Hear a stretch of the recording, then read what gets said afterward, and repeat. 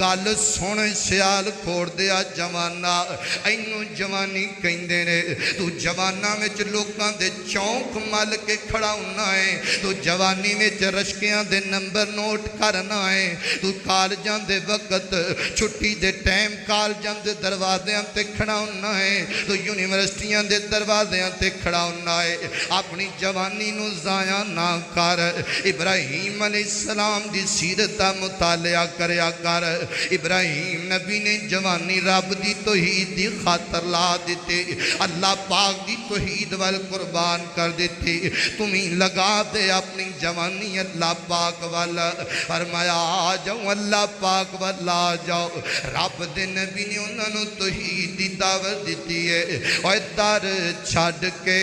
رب دے در ورگا کسے اور دے در تے جائیے کیوں اے در چھڑ کے رب دے در ورگا کسے اور دے در تے جائیے کیوں جدو سب دیاں پوریاں یو کردہ کسے اور دا در کھٹکائیے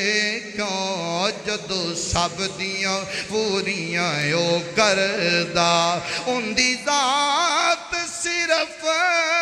لا ثانی ہے ان دی ذات صرف لا ثانی ہے باقی ساری دنیا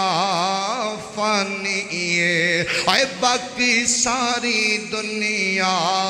فانی ہے اور جدو خالق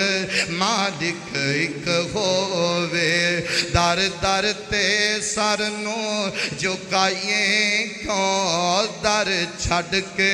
رب دے در ورگا